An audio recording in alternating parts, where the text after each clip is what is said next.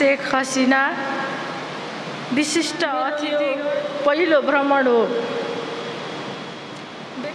र सहयोगात्मक सम्बन्ध रहिआएको छ।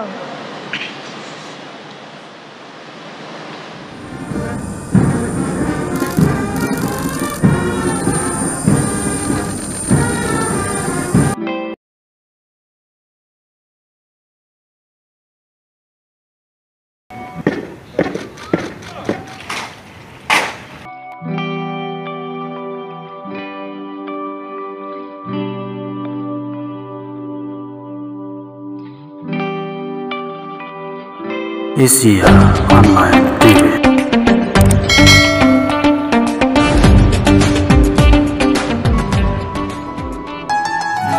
Subscribe now. More information in entertainment always with you. Stay connected with us. इस समारोहका प्रमुख अतिथि महामहिम राष्ट्रपति मोहम्मद अब्दुल हमीद, बंगबंधु जन्म शतवार्षिकी समारोह समितिका अध्यक्ष महामहिम प्रधानमंत्री शेख हसीना, विशिष्ट अतिथिगण, भद्र महिला तथा सज्जन वृन्द, नमस्कार।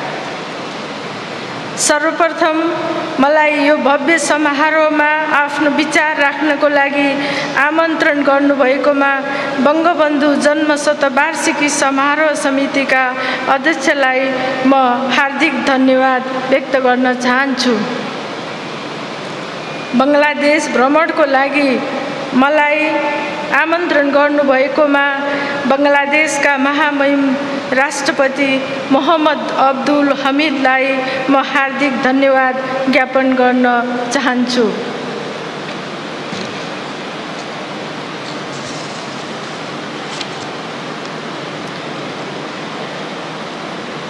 यसले नेपाल र बंगलादेश बीच रहेको निकट र मैत्रीपूर्ण सम्बन्धलाई प्रतिबिम्बित गर्दछ। बंगबन्धुको जन्म शतवार्षिकीको अवसरमा आयोजित यस समारोहमा सहभागी हुन पाउँदा म हर्षित छु। बंगलादेशका राष्ट्रपिता बंगबन्धुको जन्म शतवार्षिकीको अवसरमा नेपाल बंगलादेश सम्बन्ध र बंगबन्धुको जन्म शतवार्षिकी शीर्षकमा विचारहरू प्रस्तुत गर्न पाउँदा मलाई धेरै खुसी लागेको छ।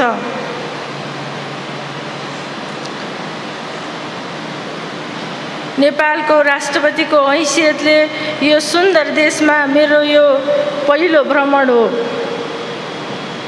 व्यक्तिगत भ्रमणका सिलसिलामा पहिले पनि म यहाँ आइसकेको छु। यस बीचमा बंगलादेशको आर्थिक गतिविधि, विकासका कार्यहरू र जनताको जीवन स्तर सुधार जस्ता विषयमा धेरै नै प्रगति भएको मैले पाएको छु। विगतका वर्षमा बंगलादेशले तीव्र आर्थिक विकास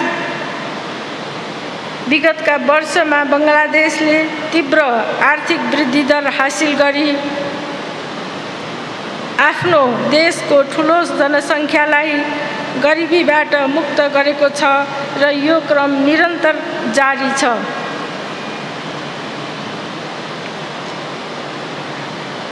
हाम्रो मित्र राष्ट्र र यहाँका जनताको जीवनमा यी सकारात्मक परिवर्तनहरू भएको देख्न पाउँदा मलाई खुसी लागेको छ। भद्र महिला तथा सज्जन वृन्द, लामो समयदेखि नै नेपाल र बंगलादेश बीच निकट मैत्रीपूर्ण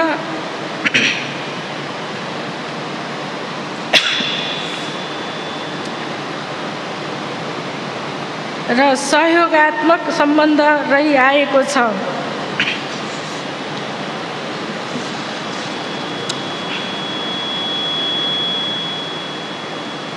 भौगोलिक रूपमा हाम्रा दुई देशहरू एक अर्काबाट केही दूरी मात्र टाढा रहेका छन्। भौगोलिक निकटता, केही समान संस्कृति, परम्परा आपसी सहयोग र सद्भावले हाम्रो सम्बन्धलाई थप मजबुत बनाएको छ। 8 अप्रिल 1972 मा कूटनीतिक सम्बन्ध स्थापना भएदेखि नै नेपाल बङ्गलादेश सम्बन्ध निरन्तर रूपमा अगाडि बढ्दै आएको छ। उच्च स्तरीय भ्रमणको आदान प्रदानले हाम्रो द्विपक्षीय सम्बन्धलाई अझ उचाइमा पुर्याउन योगदान गरेको छ। महामहिम राष्ट्रपति हमिदले नोभेम्बर 2019 मा नेपालको भ्रमण गर्नुभएको थियो र अहिले म यहाँ छु। सरकार र जनस्तरमा निकटतापूर्ण भ्रमण आदान प्रदान झन घनीभूत भइरहेको छ। भद्र महिला तथा सज्जनवृन्द, नेपाल र बङ्गलादेश प्राकृतिक स्रोत, मानव संसाधन, इतिहास, सभ्यता, संस्कृति आदिका धनी छन्। हाम्रो विकासको धरातल रूपान्तरण गर्न तथा हाम्रा जनताका लागि समृद्धि र सुख प्राप्त गर्न यी अमूल्य साधनहरूको समुचित प्रयोग महत्त्वपूर्ण साबित हुनेछ।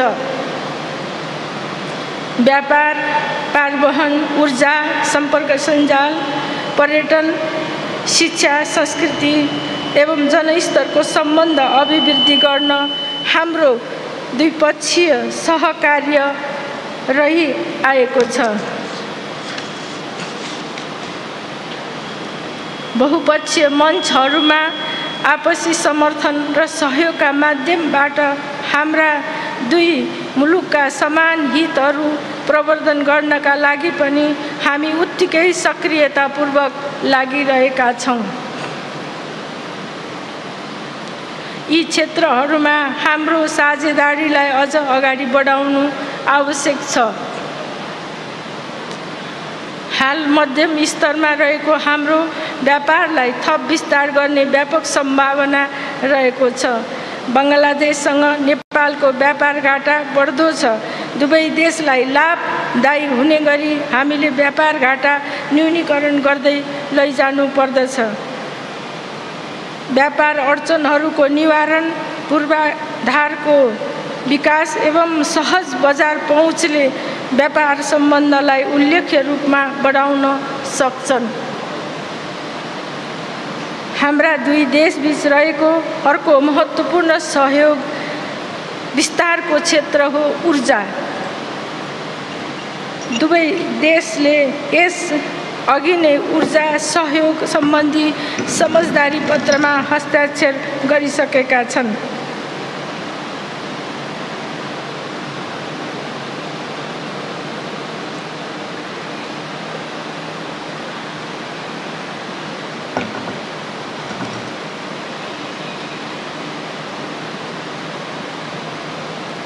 विकासको आवश्यकता परिपूर्ति गर्न नेपालको जलविद्युत र बङ्गलादेशको ग्यास, प्राकृतिक ग्यास महत्त्वपूर्ण साधन बन्न सक्छन्।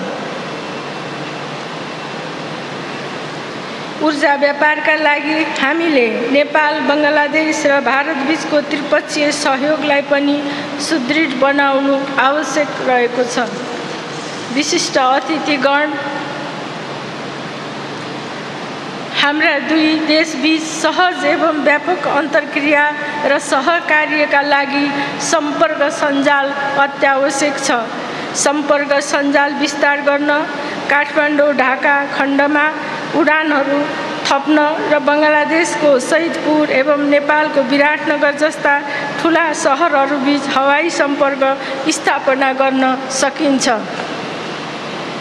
त्यसैगरी भारत र बङ्गलादेशसँग नेपालका नदीहरूको आबद्धताबाट जलमार्ग विकास गर्न सहयोग पुग्छ। यसबाट सम्पर्क सञ्जालमा सुधार गर्न र यातायात एवं व्यापारको खर्च घटाउन सकिन्छ। सडक मार्गको स्तरोन्नति र रेल मार्गको विकास एवं तिनको आबद्धताले पनि यस प्रक्रियामा अर्थपूर्ण योगदान दिन सक्दछ। यस सन्दर्भमा बङ्गलादेशको रोहनपुरमा सामान भण्डारण गरी रोहनपुरमा सामान भण्डारण गरी रेल पारवहनद्वारा द्विपक्षीय व्यापार प्रवर्धन गर्ने समझदारी प्रक्रिया अगाडि बढेको उल्लेख गर्न पाउँदा मलाई खुसी लागेको छ। दुवै देशको प्राकृतिक सौन्दर्य, ऐतिहासिक तथा पुरातात्विक क्षेत्रहरू एवं सांस्कृतिक सम्पदाहरूको सम्पन्नताको कारण नेपाल र बङ्गलादेशले पर्यटन क्षेत्रमा आपसी सहयोग विस्तार गरी अधिक लाभ लिन सक्दछ।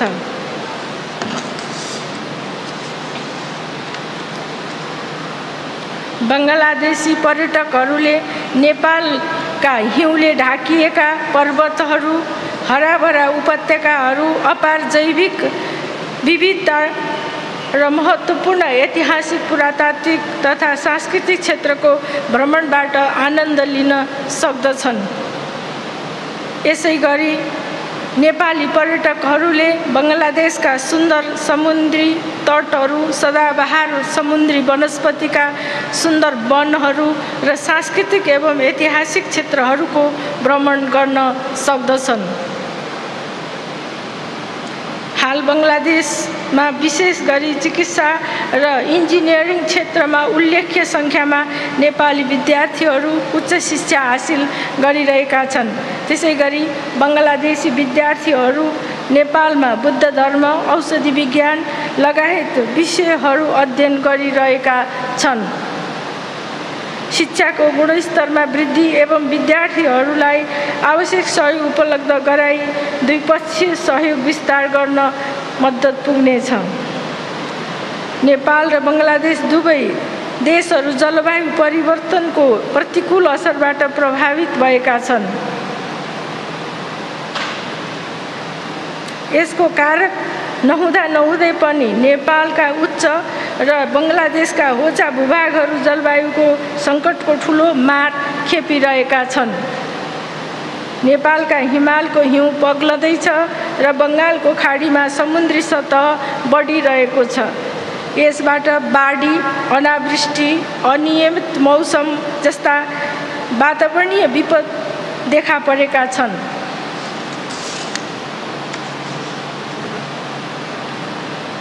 यो समस्या समाधान गर्न हामीले द्विपक्षीय सहकार्य सुदृढ पार्नुका साथै अन्तर्राष्ट्रिय सहयोग समेत परिचालन गर्नु आवश्यक छ।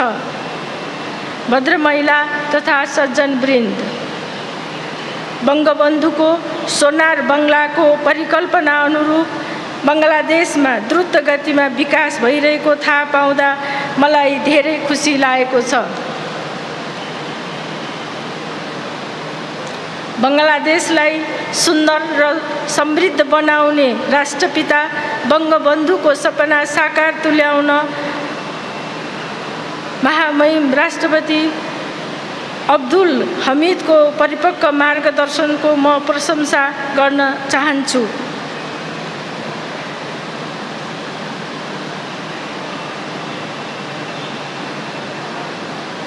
बङ्गबन्धुकी सुयोग्य सुपुत्री तथा यस क्षेत्रकै सशक्त महिला नेत्री महामहिम प्रधानमन्त्री शेख हसिनाको सक्रिय र सबल नेतृत्वमा सोनार बाङ्लाको राष्ट्रिय आकाङ्क्षा सफल हुने विश्वास र शुभकामना म प्रकट गर्न चाहन्छु।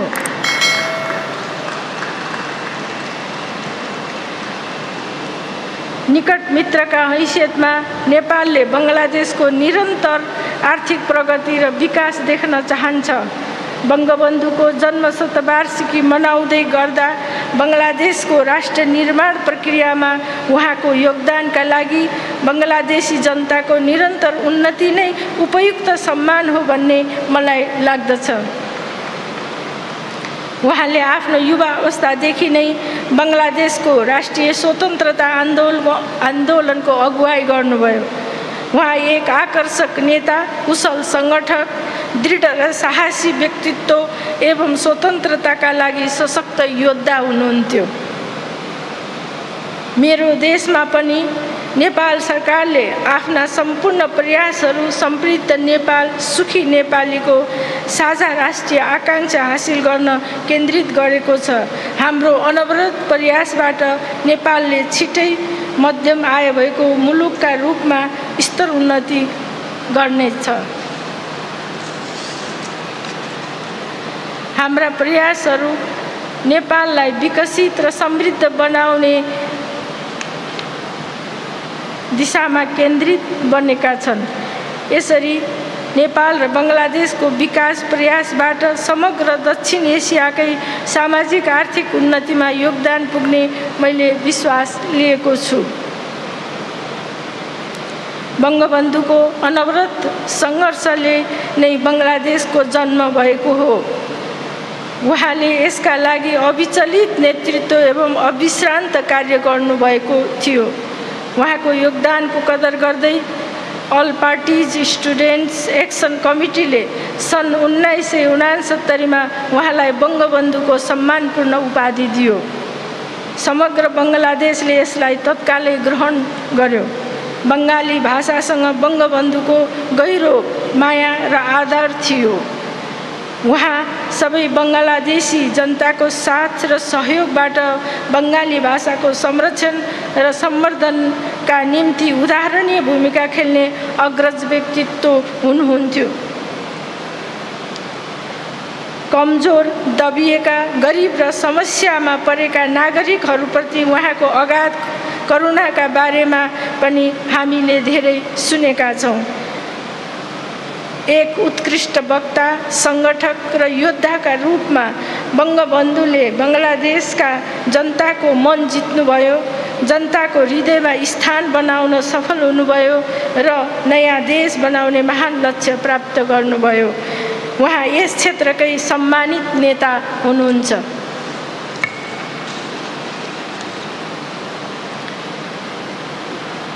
बङ्गलादेशलाई स्वतन्त्र राष्ट्रको रूपमा मान्यता दिने नेपाल पनि 7औं राष्ट्र थियो भन्न पाउँदा मलाई खुसी लागेको छ। स्वतन्त्रता पश्चात बङ्गबन्धुले राष्ट्रका लागि गर्नुभएको छोटो नेतृत्वको समयमा उहाँले बङ्गलादेशको पहुँच अन्तर्राष्ट्रिय समुदायमाझ विस्तार गर्नुभयो। बङ्गलादेशको स्वतन्त्रताका लागि बङ्गबन्धुको भूमिका, योगदान र बलिदानको सम्मानमा अहिले उहाँको जन्म शतवार्षिकी यसरी देशव्यापी रूपमा बङ्गलादेशमा मनाउँदै गरेको देख्दा हामीलाई खुसी लागेको छ। बङ्गलादेशको स्वतन्त्रताको स्वर्ण जयन्तीको उपलक्ष्यमा समेत हार्दिक बधाई तथा शुभकामना व्यक्त गर्दछु। यिनै शब्दहरूका साथ राष्ट्रपिता बङ्गबन्धुको जन्म शतवार्षिकीको उपलक्ष्यमा बङ्गलादेश सरकार र जनतालाई म बधाई ज्ञापन गर्न चाहन्छु। मित्र राष्ट्र बङ्गलादेशको निरन्तर प्रगति, समृद्धि र सुखका लागि शुभकामना व्यक्त गर्दै म मेरो भनाई यही अन्त्य गर्न चाहन्छु। नेपाल बङ्गलादेश सम्बन्ध अमर रहोस्। धन्यवाद।